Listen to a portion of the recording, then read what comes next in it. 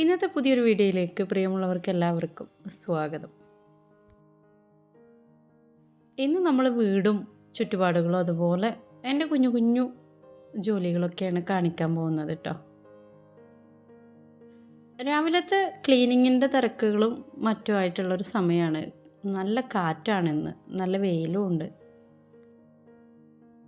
ആദ്യം നമ്മൾ വരാന്തയിൽ നിന്നാണ് തുടങ്ങുന്നത്. വരാന്തയിൽ അടുക്കി പൊറുക്കി വെക്കാനൊക്കെ ഉണ്ടായിരുന്നു, അതൊക്കെ ഒന്ന് റെഡിയാക്കി. അതുപോലെ തന്നെ ഡൈനിങ് ഹാളിൽ സോഫയൊക്കെ ഒന്ന് ശരിയാക്കി വെച്ചു. എന്തെങ്കിലും ഒരു സാധനം മക്കൾ സ്ഥാനം തെറ്റിച്ചിട്ടുണ്ടാവും, അതൊക്കെ ഒന്ന് റെഡിയാക്കി വെച്ചിട്ട് വേണം ക്ലീൻ ചെയ്യാൻ. അതിൻ്റെ ഒരു തിരക്കിലാണ് കേട്ടോ.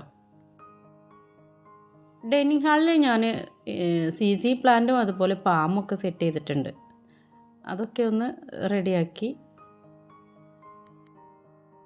ഡൈനിങ് ഹാൾ കഴിഞ്ഞാൽ പിന്നെ നമ്മൾ മാസ്റ്റർ ബെഡ്റൂമാണ് ക്ലീൻ ചെയ്യുക. ബെഡ്റൂം സെറ്റാക്കിയിട്ടു. ഇവിടെ കൂടുതൽ പരിങ്ങലൊന്നും ഉണ്ടാവാറില്ല. ഇനി മക്കളുടെ റൂമിലാണ് വേസ്റ്റൊക്കെ ഉണ്ടാവുക, കാരണം അവർ രാത്രി പഠിക്കാനിരുന്ന് പേപ്പറും പെൻസിൽ കൂർപ്പിക്കലൊക്കെ ആയിട്ട് ഒരുപാട് വേസ്റ്റ് ഉണ്ടാവും. ബെഡിലൊക്കെ അതിൻ്റെ പൊടിപടലങ്ങളൊക്കെ ആക്കിയിട്ടുണ്ടാവും, അതൊക്കെ ഒന്ന് തട്ടി വിരിച്ച് റെഡിയാക്കിയിട്ടുണ്ട്. പിന്നെ നമ്മൾ നാച്ചുറൽ വെളിച്ചം കിട്ടാനായിട്ട് കർട്ടനൊക്കെ ഒന്ന് പൊക്കി വെച്ച് അതിന് ശേഷം പിന്നെ കിച്ചണിലേക്കാണ് പോകുന്നത്. കിച്ചണ് രാത്രി ക്ലീൻ ചെയ്തിട്ടിട്ടാണ് പോകാറുള്ളത്, അതുകൊണ്ട് തന്നെ കൂടുതൽ വരുന്ന സമയത്ത് കൂടുതൽ വേസ്റ്റും കാര്യങ്ങളൊന്നും ഉണ്ടാവാറില്ല. പിന്നെ ചായകുടിയുടെ തിരക്കും കുട്ടികൾ സ്കൂളിൽ പോകുന്ന തിരക്കും അതൊക്കെ കഴിഞ്ഞു. ഇപ്പോൾ നമുക്ക് ഷോപ്പിൽ പോകാനില്ലാത്തത് കൊണ്ട് തന്നെ കുറച്ച് ഫ്രീ ടൈം കിട്ടുന്നുണ്ട്. നമ്മുടെ ഷോപ്പ് തൽക്കാലം സ്റ്റോപ്പ് ചെയ്തിട്ടുണ്ട്.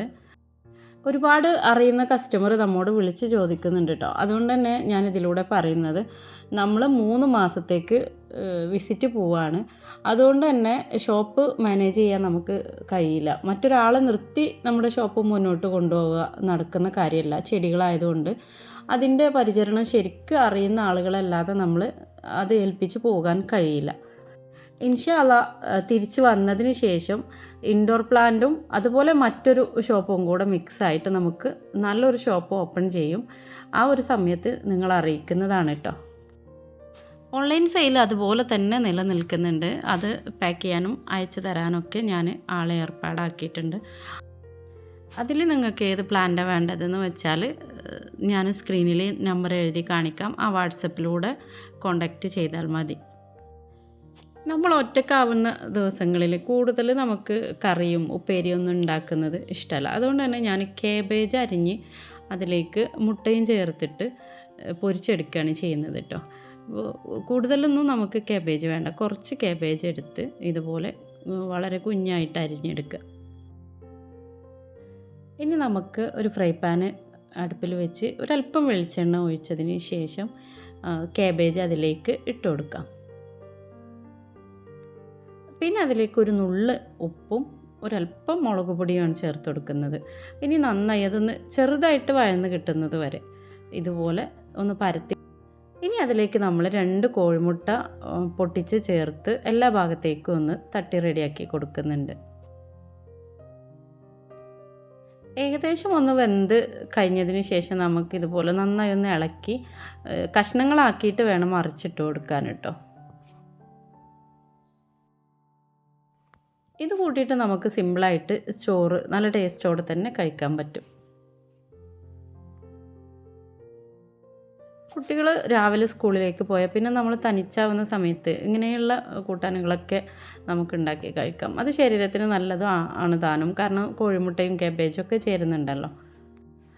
ഇതിൻ്റെ ഒരു ഹാഫ് ഭാഗം എടുത്തിട്ട് ഇത് മാത്രം കൂട്ടിയിട്ട് ചോറ് കഴിക്കുമ്പോൾ തന്നെ നല്ല ടേസ്റ്റാണ്. ഇപ്പോഴുള്ളൊരു കാലാവസ്ഥ നല്ല തണുപ്പും ചില സമയങ്ങളിൽ നല്ല ചൂടുമാണ്. അതുകൊണ്ട് തന്നെ ആ ചൂടുള്ള സമയത്ത് നല്ലവണ്ണം ഐസ് വാട്ടർ കുടിച്ച് തൊണ്ടയൊക്കെ പ്രശ്നമായിട്ടുണ്ട്. അപ്പോൾ ചുടുവെള്ളമാണ് ഇപ്പോൾ കുടിക്കാൻ എടുത്തിട്ടുള്ളത്. ഇത്രയൊക്കെയാണ് ഇന്നത്തെ വിശേഷം.